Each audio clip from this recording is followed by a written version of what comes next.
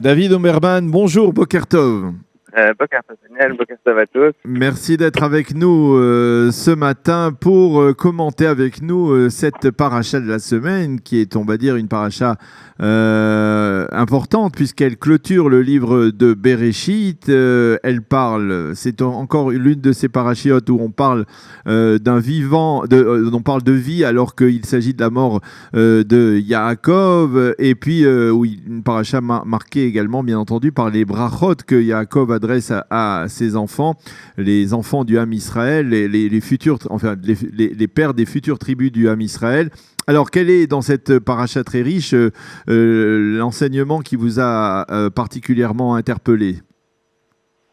Alors, la paracha s'ouvre donc sur une scène bien connue, la bracha que Yaakov sur son lit de maladie donne à ses petits-enfants, Ephraim et Ménaché, les enfants de Yosef. Oui.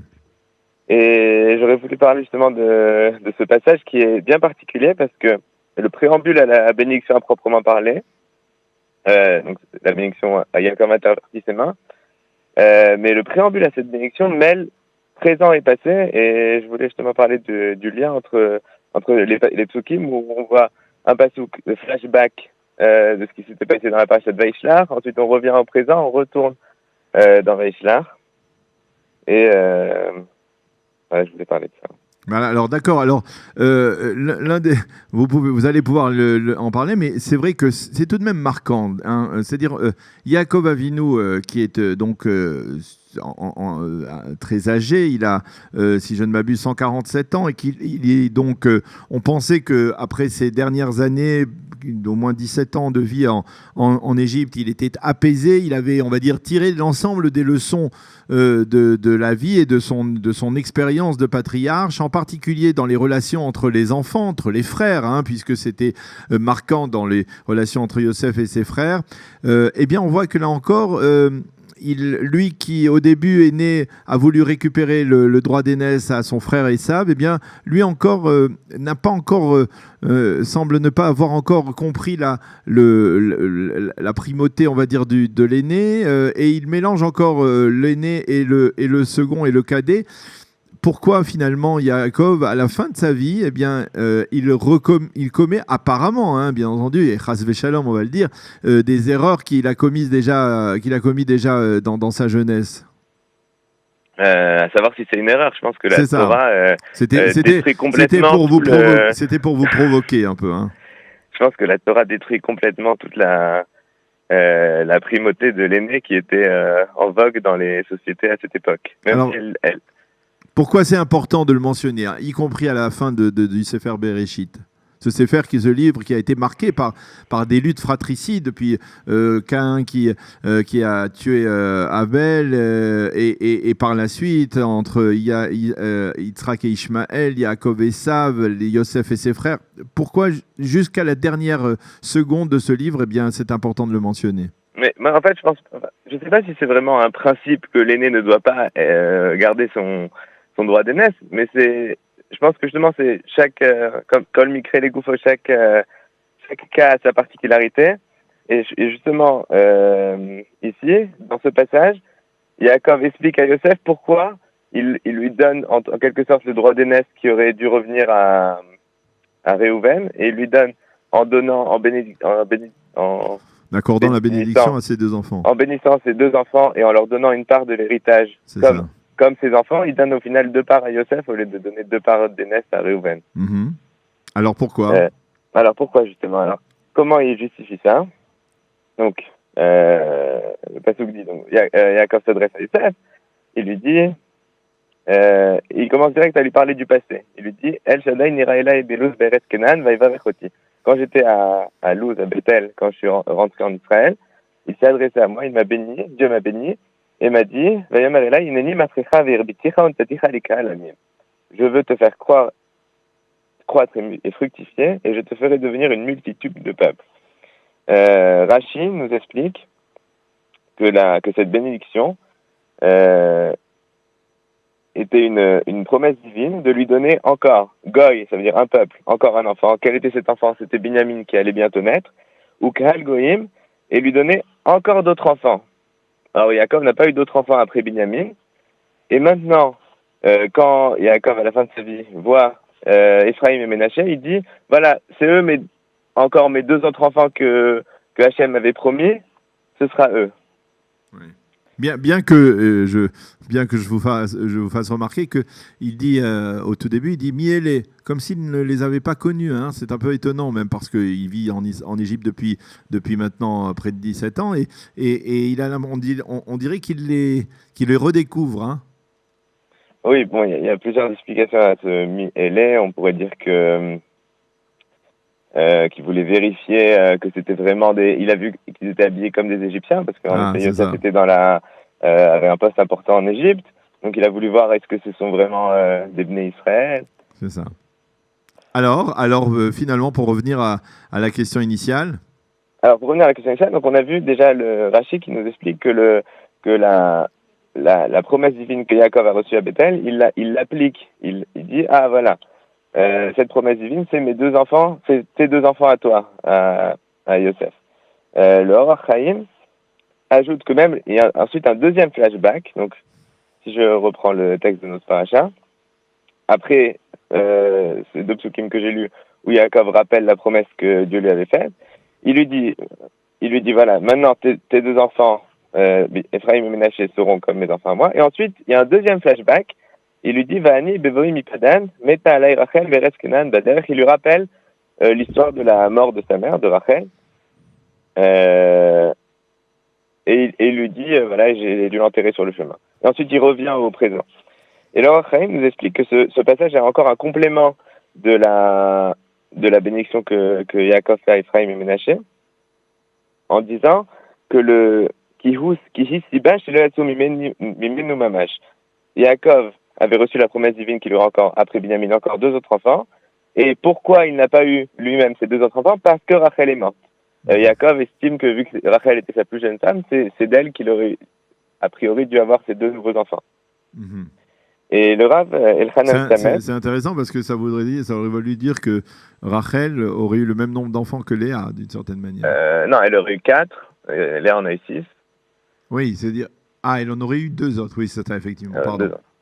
Et Yaakov aurait eu au final 14 enfants, on aurait eu 14 tribus d'Israël. Mm-hmm. Le Rav Elchanan Samet, qui est un Rav contemporain, un Ram de la Yeshiva Ma'ale Adumim, il fait remarquer le silence de Yaakov lorsque Rachel est morte. Et il explique cela par le fait que Yaakov était vraiment dans la contradiction. Qu'est-ce qui s'est passé? Ces deux événements étaient consécutifs. Dieu l'a béni et lui a dit tu auras une descendance, tu auras encore des enfants. Et ensuite, juste après, vraiment le passouk d'après, il est parti de Bethel et Rachel est morte en couche. Donc, Yaakov était vraiment... il avait plus de voix parce que il a même pas pu vraiment faire sortir par exemple, quand Sarah est morte, on voit qu'Abraham il pleure. Et là, Yaakov, il a rien dit parce que il était dans un état d'esprit comparable à celui d'Abraham, qui, quand Dieu lui dit, la veille, il lui avait dit, c'est Yitzhak qui sera ta descendance. Et le lendemain, il lui dit, prends Yitzhak et va le sacrifier. Et va le sacrifier. Au final, après Abraham, tout s'est bien déroulé. Abraham a récupéré Yitzhak après sa ligature. Mais pour Yaakov, ça s'est pas passé aussi vite. Yaakov a eu cette promesse qu'il avait l'air d'avoir encore 2 autres enfants. Au final, sa femme est morte et il a dû attendre de nombreuses années pour finalement retrouver Yosef avec ses 2 enfants. Donc Yosef avait 2 enfants et on pourrait dire le plaisir de Yaakov quand il a vu ses petits enfants était tel qu'il a ressenti que c'était comme ses enfants à lui. Et là, il a dit, voilà, c'était donc dans les mots du Rav Samet, qui est Master les pitron à Taloma. Il a tout de suite, tout s'est révélé à lui. Il a dit, ah voilà, donc cette promesse divine, c'était pour ses 2 petits-enfants. Mm-hmm. On pourrait s'arrêter là et dire, bon, c'était, voilà, la solution a été trouvée. Mais moi, je suis pas vraiment convaincu, en fait, au final. Oui. Parce que, est-ce que c'était vraiment ça, la promesse divine? Est-ce que quand Dieu lui dit, tu auras encore des enfants, Dieu avait l'intention de dire, oui, c'est des 10 enfants qui vont naître dans encore 30 ans? Oui. Donc là, je voudrais amener... Alors, un autre passage de la aussi de la paracha Vaïshla et qui est rappelé dans notre paracha, c'est l'épisode où Réhouven, juste après la mort de Rachel, oui. Donc le passouk est assez énigmatique, mais le midrash qui est repris par tous les commentateurs dit que Yaakov a déplacé sa couche chez Bilha, la servante de Rachel. Oui. Et Réhouven, qui a vu cela et qui a considéré ça comme un affront envers sa mère Léa, a déplacé la couche de son père dans la tente de Léa. Et c'est considéré comme une faute de Réhouven. Et dans notre paracha, justement, quand Yaakov bénit Réhouven, il lui dit tu es mon aîné, mais tu as perdu le droit d'aînesse à cause de ça, à cause de ce que tu as fait. Mm-hmm. Et le Malbim explique que justement cette promesse divine, donc que Yaakov avait comprise au niveau de Rachel, aurait dû se réaliser avec Bilha, qui était la servante de Rachel, et ça aurait apporté donc en effet ces deux autres enfants à Yaakov. Et par le fait que Réhouven ait déplacé la couche, Yaakov n'a pas eu ces deux autres enfants. Ah, d'accord. Et c'est pour ça que Réhouven paye le prix de son droit d'aînesse, et c'est de lui qu'on prend la part, parce que c'est lui qui a fait que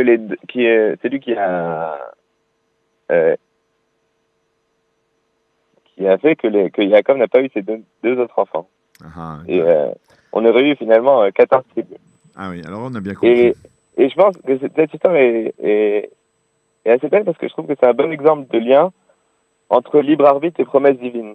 Dieu avait promis quelque chose qui finalement, alors selon le Rassamed, vraiment, voilà, Dieu avait promis, et en fait, il avait promis il avait prévu qu'Ephraim et Ménaché allaient naître et qu'ils allaient être considérés comme des tribus. Moi, je pense qu'on pourrait dire aussi que finalement, Dieu avait vraiment promis que Yaakov allait avoir encore deux autres enfants. Et finalement, par la main de l'homme, par la main de Réhouven qui a déplacé les lits, ça ne s'est pas passé selon les plans. Alors bien sûr, mais ça s'est quand même produit à la fin. Bien sûr, la parole de Dieu est vérité. Alors, on trouve, on pourrait dire un midrash comme ça oui. Alors en fait, quand Dieu avait dit tu auras encore deux autres enfants, c'était ses petits enfants. Oui.